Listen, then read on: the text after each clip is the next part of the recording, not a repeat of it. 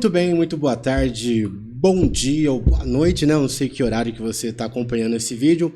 Mais um papo com o candidato diretamente do estúdio do IBiúnaCast, né, Francine? Exatamente. Lembrando que nós estamos fazendo uma série de entrevistas com todos os candidatos do Conselho Tutelar, porque é de extrema importância que as pessoas conheçam mais as eleições em si e os candidatos, né? Lembrando que a principal função do Conselho Tutelar é zelar pelo cumprimento do direito das crianças e adolescentes. Muito bem, e hoje estamos aqui com a Bia Rodrigues. Tudo bem, Bia? Tudo bem. Que beleza. De antemão, obrigado por ter aceitado o convite de participar dessa apresentação. Vai ser muito importante. E para a gente iniciar, né, Fran? Se apresente, por favor. Fica à vontade. Tá bom. Meu nome é Bianca Aparecida Rodrigues, eu tenho 24 anos. Eu nasci e fui criada aqui em Biúna, então conheço a cidade a minha vida inteira.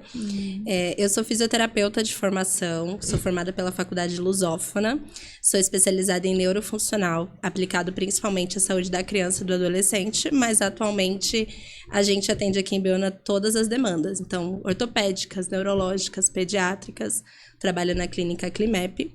Além disso, além de atuar na área desde o início da pandemia, eu tenho formação em disciplina positiva e educação parental. Então, tenho diversos cursos de aperfeiçoamento. Também sou casada, cristã, tenho uma enteada de 5 aninhos. Muito bem, mais que apresentada.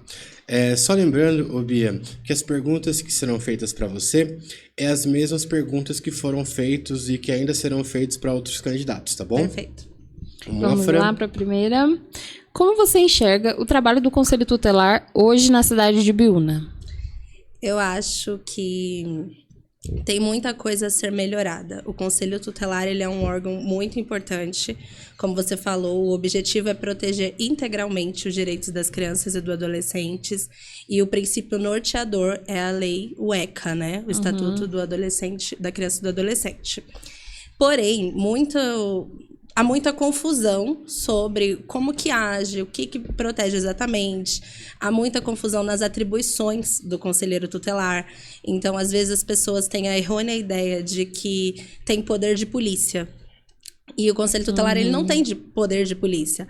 Porém, ele é, sim, o responsável por articular diversas ações com o Poder Judiciário e o Ministério Público, quando isso é necessário para proteger uma criança ou um adolescente. Sendo que somente o Poder Judiciário ele pode rever as decisões de um conselheiro.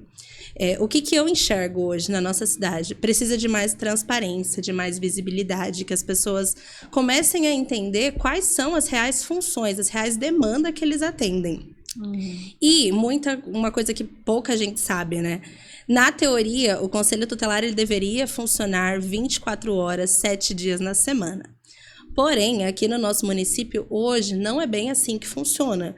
Então, ter essa melhor logística nos fins de semana, nos feriados, eu acredito que é uma coisa que precisa ser melhorada e disponibilizada também para a população participar mais disso, os jovens, os adolescentes. O Conselho Tutelar, a gente fala que trabalha com criança, mas não, a gente trabalha com família e defende a criança. Só que é importante ouvir os adolescentes, as crianças, os jovens, aqueles que não são pais, porque como sociedade em geral, temos o dever de zelar por elas, né? Muito bem. Vamos para mais uma pergunta, Fran? Vamos. Você acha que a renovação para o cargo de conselheiro tutelar se faz necessária? Acho. Porque, assim, tudo ao longo do tempo muda.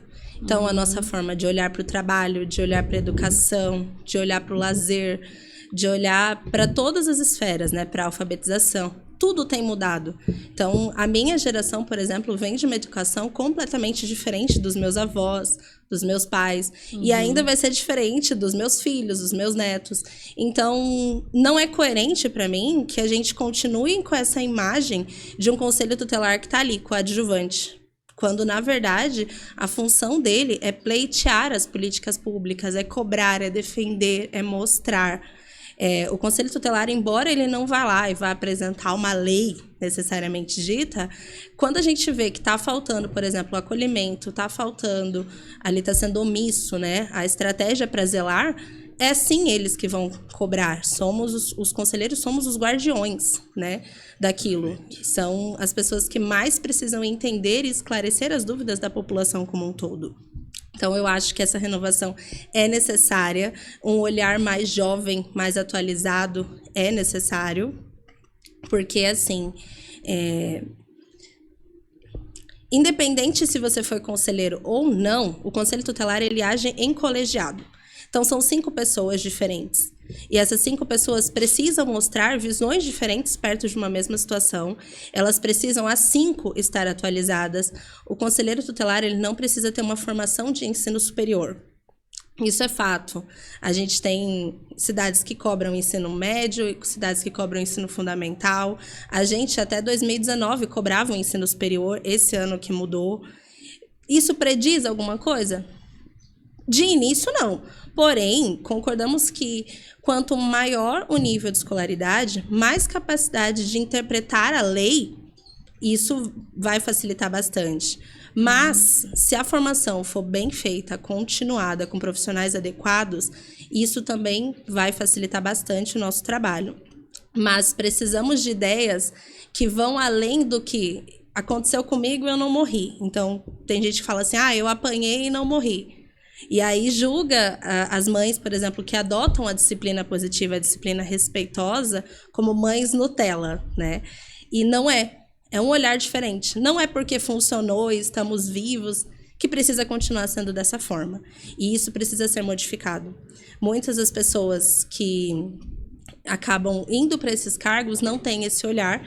E quem sofre é os pais, porque não vão saber aconselhar. Os problemas da geração da minha avó são completamente diferentes dos dessa geração. Então, o que funcionava com os meus pais não funciona, não vai funcionar com os meus filhos. Por exemplo, os meus pais não tiveram tanto problema com internet, com exposição, com a inteligência artificial. A minha geração não veio disso. Mas hoje as crianças nascem com o celular na mão. Então, hoje, para você enganar uma criança com inteligência artificial, é um desafio totalmente novo. Por esses desafios serem novos, eu acredito que sim, precisamos de uma renovação coerente. Muito bom. Mais uma, Fran? Tem mais uma? Tem. Bora lá. Qual a importância das pessoas saírem de suas casas para votar? E melhor, votar em você especificamente. Bom, primeiro é importante porque a eleição do Conselho Tutelar, ela só acontece a cada 4 anos. Então, a decisão que vai ser tomada esse ano, nos próximos 4 anos, a gente vai arcar com a consequência dela. Não é uma eleição obrigatória. Porém, aquele que não for exercer o seu direito ao voto vai ficar refém do que quem foi decidiu. E, às vezes, isso pode não se refletir na vontade da maioria das pessoas. Então, é importante que as pessoas exerçam esse direito para que elas possam cobrar também de quem ela votou. Viu? O que você está fazendo? Como é que está funcionando? O que vocês estão fazendo? Quantas pessoas estão atendendo? Porque hoje a gente não tem esses dados muito claros aqui no nosso município. Eu acho que, em relação a mim, o grande diferencial é que eu acho que eu sou a mais nova das candidatas. Eu acho que não tem ninguém mais novo que eu. Qual que é a sua idade? Você pode... 24. 24 anos. Eu acho que eu sou a mais nova. E tem muita gente que fala assim, você não tem medo disso ser um empecilho? Porque dentro da minha formação, da fisioterapia, eu já tive dificuldades de paciente, às vezes, duvidar da nossa capacidade pela idade. Nossa. E... não, eu não enxergo dessa forma. Eu acho que, assim, pra gente ser bom naquilo que a gente faz, a gente precisa estudar, se dedicar e buscar estar atualizado. E isso é uma coisa que eu sempre fui muito comprometida. Sempre me propus a fazer muito bem feito aquilo que eu pensava em fazer.